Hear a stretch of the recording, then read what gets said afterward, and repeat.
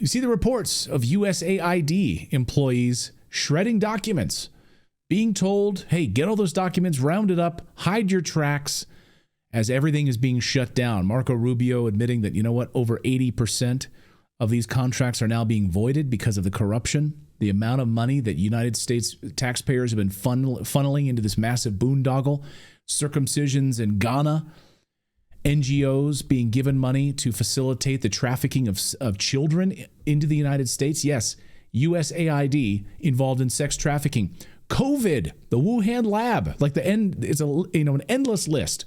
So just as the investigations are beginning, they're shredding all the documents.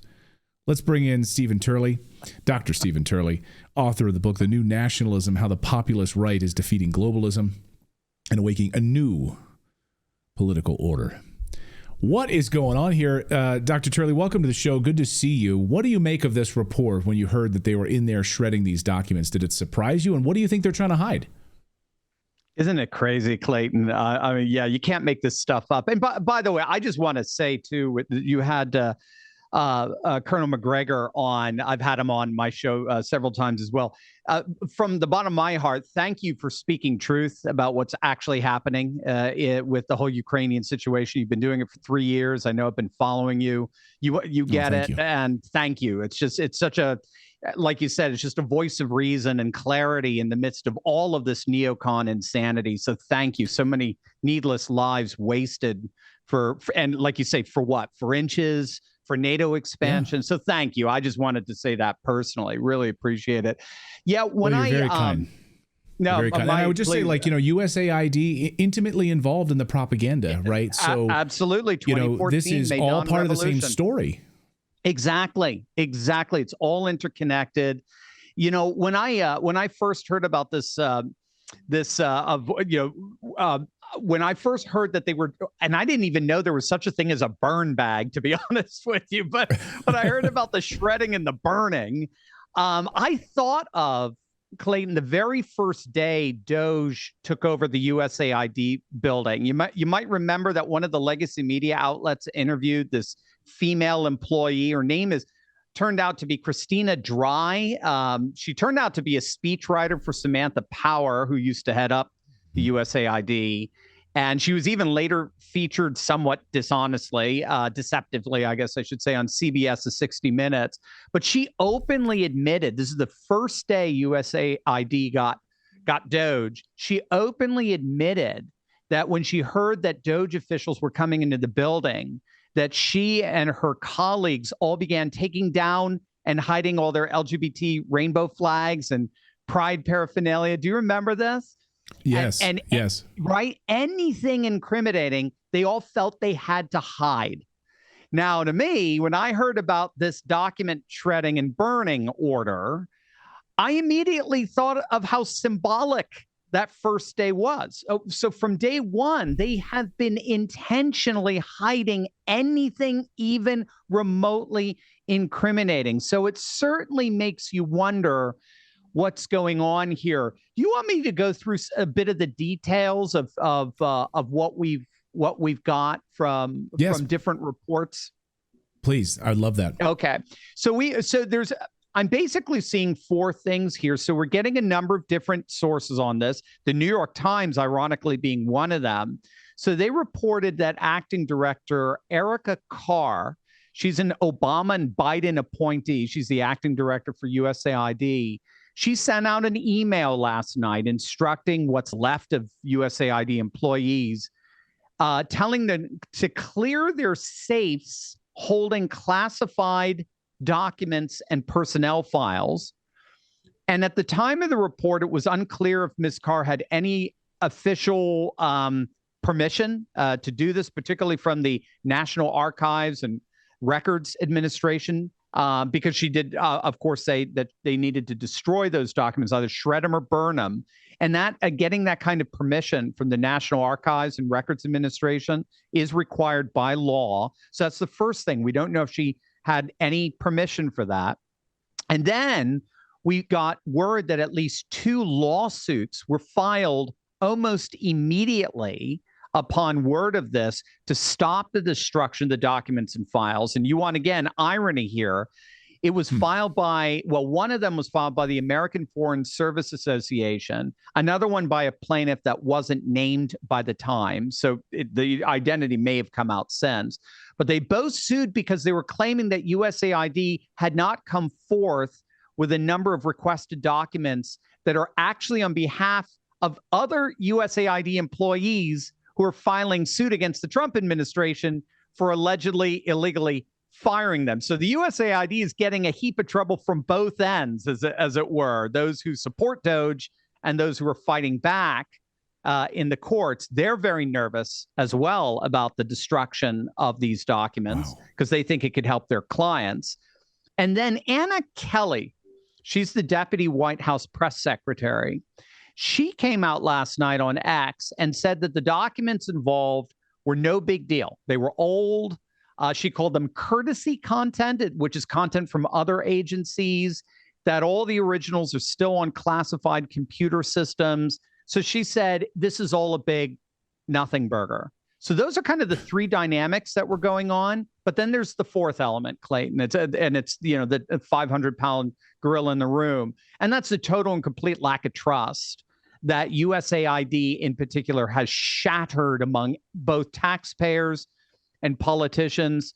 A number of Republican senators like Iowa's Johnny Ernst have testified how this was an agency that routinely for years stonewalled Congress, resisted every bit of accountability in producing documents. So you can understand why the shredding and burning of secret documents, admittedly so, would certainly be of concern to so many. It seems like USAID isn't really a part of the United States government. It seems like they're able to sort of sidestep and carry out, extra constitutional moves here without being, without being under the guise of the federal government. I mean, if you have lawsuits that are forbidding you from shredding documents, you're not allowed to, under subpoena or otherwise, not to be able to shred documents, keep everything intact. Then that would be a huge violation here. That would be criminal behavior. I just don't know who's giving these people the authority to do this. Is it you and me? Is it someone in the executive branch? Where is this authority coming from? Because to me, it seems like these guys operate on their own. It does. And it largely because it appears because they're just one big slush fund when all's said and done. They can do whatever they want because they're the piggy bank for all of these NGOs, right? We now know that USAID was a money laundering operation when all said and done for all of these left-wing I should say even better, establishment interests, because I don't know, Clayton, if you've been following Data Republican and her publishing of some of the sleuthing she's been doing. She's brilliant. She works with Doge. And unfortunately, she's been doxxed as well, which is really just shows you how evil these people are. But she helped uncover 7 major NGOs that were all funded to the tune of tens of millions of dollars each by USAID. So we're talking the National Endowment of Democracy, the NED, the National Democratic Institute, the International Republican Institute. And they're all part of just this mass money laundering operation involving, well, in total, tens of billions of our tax dollars being funneled to left-wing causes, both here and abroad. Bill Kristol, right, the warmonger, ultra-Trump hater, he was getting money from USAID for his Defending Democracy Institute. Molly Hemingway of The Federalist published a piece all back in 2018 that traced back, it reported on how virtually all of the Russian collusion conspiracy quackery that the legacy media was peddling at the time came from Bill Kristol's organization, and unfortunately came from us. Because he was one of the grifters. We were champion of the Iraq War, killing millions of Iraqis. Bill Kristol. Everything. Yeah. Yep. We supported everything. That. Yep. Yeah. And then and of course they function as a CIA front. So they seem to be I think you're saying it right. They're kind of like a parallel government. They are beyond accountability precisely because to hold them accountable would be to interrupt the gravy train. Well, Doge is doing that now. And so that's why I think they're so upset. Dr. Turley, I'll get you out of here on this, which is, do you think that we are going to see any of these documents? Are we going to be able to get access to what's being shredded if they are protected and classified on other servers backed up somewhere? Do we have the confidence that we'll ever see that stuff, or is this all in the waste bin of history now? Yeah, it's a great question. I fear the latter. It certainly doesn't do them any favors, because I think we're dealing with something that's very pre-political. In other words, you poll anybody, 99% of the population despises waste, fraud, and abuse. They despise this kind of corruption and secrecy. I think this is one of the reasons why the Democrats have been so incredibly frustrated, is they've been trying to politicize an issue that is pre-political. So I think people will be very upset about it. But in the end, I think they're pulling a fool like sort of Saddam Hussein, and they're just burning the oil fields. And trying to leave as little as possible in their wake. Keep in mind, this system is not broken. This system is operating exactly the way it was designed to. That's the key. And it was designed to be the slush fund that made you think they were humanitarian. So corruption and deception go together here. The whole point of deceiving and deception is built into the cake of USAID. So deceiving and deception is it's just part of the DNA of the system. And I have a feeling they're just going to continue to deceive one way or the other. Of course they are. They'll try everything. And now, of course, we're coming after their money. And this is when people get desperate. This is when you're cutting off their money and you're cutting off their livelihood and all of the corruption, and you're going after their seething cesspool of, child sex trafficking and all of these pedophiles and all of this. You're cutting it all off. Yeah. This is when people get very dangerous. Dr. Turley, great to see you as always. Thank you so much for the kind words and continued great work on your side. Right back at you. God bless. Thank you.